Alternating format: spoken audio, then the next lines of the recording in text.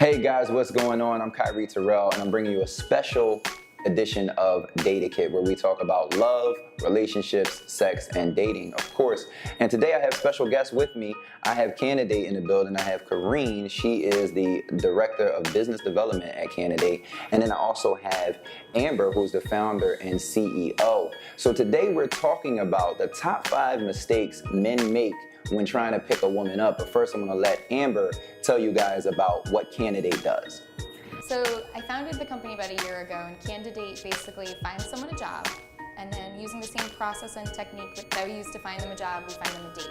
So the idea is to bring people to Philadelphia to be a place where they want to work, play, and eventually settle down and grow roots here. Great, great, great. So you guys make sure you check out Canidate. But we're gonna get into this top 5 list. The number one thing that we're talking about is being rude when you're in a social setting, a bar, a party, a lounge, wherever you may be, where, you know, men and women are abound and men are rude. How have you seen men be rude, Kareen? I mean, I think it's a very broad, kind of topic, because there's a lot of different elements to it and a lot of different ways that people can perceive somebody being rude. Okay. So like one thing to me is like, I'm very like traditional with my sense of like how men treat women, right? So like if you're chatting up a woman at a bar for 10 minutes and she's chatting with you, she's obviously interested. If she has a drink in her hand, whether it's full, empty, whatever, I think just out of genuine courtesy, you should like offer to like you want another drink? Right. Just out of courtesy. Like her drink might be full, she might not be interested, she might be drinking water, but like just out of common courtesy. Or ask if she needs anything. So that's right. I see you kind of wasn't on par. You don't want another drink, Amber? I mean, I'm definitely, traditional dater as well, if you will. I like when men offer open the door, okay. Definitely pull out the chair. I think that, if the conversation is going well and they are interested, I mean, it's nice to offer another drink, but I think more so like how, I don't know, it's not, I don't think that that's something, a determining factor for me. I think it's more so like if I'm enjoying the conversation, maybe like I may not want another drink because then I might get a little drunk. I'm a tiny little thing, so I may not need one. I think that, the conversation will flow regardless. So just let me make sure I got this straight. If you're talking to a guy 10, 15 minutes and he doesn't offer a drink, you're not going to give him your number if he asks. And I wouldn't say that. I really say like the element of the conversation. And the truth really comes out. No, I'm kidding. If he is genuinely trying to pursue you, because there's a difference of like someone just starting conversation with you. So like if I might spark up a conversation, I talk to everybody. Okay. So like I might start a conversation with someone standing at the bar. I don't expect them to offer me a drink. Okay. But if he's obviously interested in me, asking me, do you have a boyfriend? Where do you live? Blah, blah, blah, things like that, then I would expect him. Now here's the caveat, I think, to that, and this is something that I've always felt, is if someone buys me a drink or a shot or something, I feel like I'm obligated to them the whole night. And that makes me feel very uncomfortable.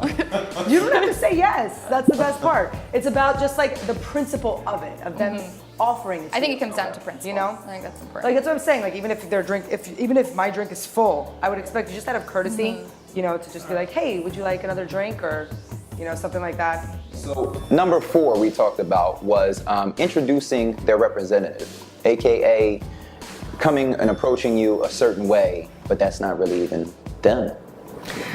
I mean, I think many times. I think that a lot of times people might, they might watch you from across the room, right? And they're observing, and they're like looking at you, looking at your friends, kind of like making their own internal judgments of what they think you'd be looking for without actually knowing you or knowing what you're looking for. And then they present themselves that way. Right, and it's not always the case. Like sometimes people think that like, you're into like somebody who's like super preppy and, tough macho man or something like that, and they might act like that. I don't think that's a mistake only men make, though. I know we talking about the men today. I know we talking about the men, but I don't know. What would you say? Is that a mistake men make? I'd say sometimes, like, I think as you get to know, like, kind of wearing a facade, the person kind of in that way, maybe acting like they have more money than they know, or acting one way, a lot of times, like a popular question that people ask is, you know, what do you do? You know, I know when I lived in LA, it was, what do you drive? Like that was like the biggest thing. Oh my God. But here, I cannot imagine. A lot of renting going on. but I think, you know, really just genuinely getting to know the person. Okay. I think that flaws are beautiful, and I think when people, you know, like quirky behavior and everything, I think it's important to show that, because that might be what she falls. Right. That might be what she falls in love with. So she mentioned flaws. So that I got to bring us to number 3. Is weird compliments. Men never make weird compliments. What's the weirdest compliment you've gotten? Oh, jeez. Or backhanded? A backhanded compliment. What was it? It was, you're hot for a female CEO. Something like that. Horrible. Oh yeah. So how'd that relationship turn out? It did not. It didn't last much longer than that conversation. It was actually someone reaching out to me on LinkedIn. I took a picture of it and put it all over my, social media to make fun of the person. Screenshot. Yeah, exactly. But there was actually somebody, I don't remember where this kind of study came out, but they were talking about it was like a pickup artist thing, and they were talking about how to kind of give like a backhanded compliment, like what you were talking about, like where you're like kind of giving them a compliment, but not really. So you're just like confusing the person. No, wait, this article was saying to do that? It was saying to do that. And I don't know if I can't say that it's totally wrong. You just have to be careful on how you do it, so it's not insulting. I guess it's the whole like forbidden fruit type of thing, where it's like, I would normally talk to you, and you kind of plant that seed. Right. And So it's like to Amber, it's like, oh, I usually don't like blondes, but you're beautiful. Like, so it's like, okay, are you into blondes or are you? But then I would be, that's true, because then I would be like, well, wait a second. Like now I need to show him why. Women do think like that though. I'm gonna be the best blonde he ever had. But you have to be really bad. careful It's though, not good to do because that. women, if you a lot of times women have their buttons on what they're sensitive about, and if you touch that button, then it True. is not pretty. For me, it's age and. Well, how old are you? For me, it's definitely. I think that's like the biggest thing is, like, if you ask me my age, when I was younger, because I started business so young, Right. and I've always felt older than I am. It would kind of embarrass me and it would make me feel like really uncomfortable. But I'm 24, and so. You ain't have to ask. You have to tell them. But I'm like a 40-year-old in a 24-year-old body. I mean, that's what they I don't know how attractive. If you're interested in a cougar, but you want the younger look, come holler at Amber. You know what I'm saying? So number 2 is control the conversation. Men, we have to learn how to control the conversation. We have to be able to give Kareem, if this is who I'm checking for, enough attention to know that I'm checking for her. But then Amber's the best friend, so we got to butter the best friend up too. But Are not they good at that? too much. Not too much. Because, like I said, Kareem women will are get very angry. sensitive and they're very observant. And if you're approaching a woman, so like if you approach a woman, there's 2 women at a bar, right? And especially if it's 2 women and there's no other girls there or other women with them, it's a group of 2. If you're approaching one, you have to kind of approach both of them, but let one know that you're interested. But So not make how the is other that one done? feel left out, and not make the one that you're interested in feel like you're interested in her friend too. It sounds like a weird science experiment or something. How do I do that? If you're 2 of them and in your own right, they're both hot. What do I do? What do I say? Do I come a little closer to you? I mean, what I would do is, it depends. If you have your eyes set on someone, then that's one thing. Then you kind of come in, you can kind of gear towards that person and maybe kind of like make sure you're engaging with their friend. Talk to this one a little bit, be like, well, where are you from? Be like, you look familiar, or whatever, I don't know, make something up. But like, trying to always engage revert them. your attention back to the person that you're interested Yeah, in. but make sure don't you're know. balancing both. From a man's perspective, y'all talking about treading on some thin ice right there. Because see, what if we don't know which one of you guys is attracted? See, I'm gonna keep it real. Like, I've been in situations where there's 2 women and I don't really know which one I want because they both hot. Okay. So now I got to strike up a equal conversation and choose my fork in the road So, somewhere down. In a case like that, you treat them as a unit. So you're like, hey, where are you guys I like from? where this is How do going. you 2 know each other? Like, treat them as one. Okay. Instead of being like, oh, look, where are you from? And then engaging with the friend. And then blah, blah, blah. maybe you go to the bathroom or something, and then you come back and they've chosen, right? Because y'all women do that. You know he's what? hot. I don't Usually know, they'll but pick. he's not my Usually type. He's your they'll type. choose way before that. Okay. But if you're good at picking up on signals, sometimes people get nervous when they're around someone they like.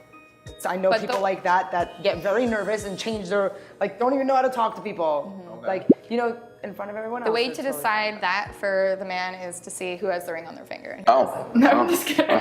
That's So, always the case. You said signals, right? So signals was Amber's number one. That's the one we chose for number one, was picking up on a woman's signals. Because sometimes, fellas, we're not the predator, we're the prey, right?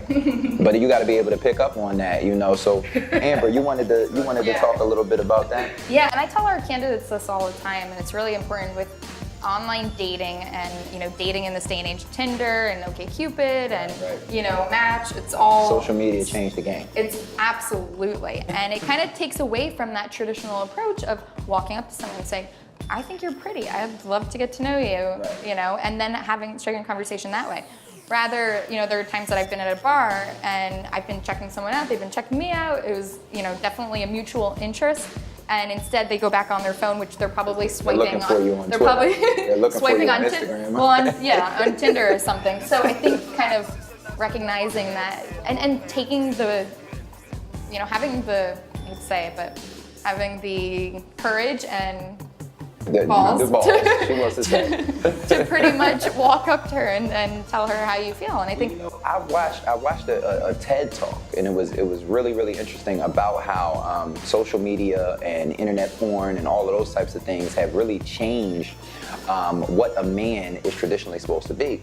So they talked about how a man is supposed to be a caretaker, a provider, a builder, an artist, whatever it may be, and those qualities themselves attract women. And that's just a primitive, old philosophy, But nowadays, because you can just jump on an app and just like something, or you just jump on the internet and find whatever type of woman you're interested in, it changes the whole male psyche, and it diminishes what's called the sexual novelty. So that novelty is basically when I see a woman, if I'm attracted to Amber, right?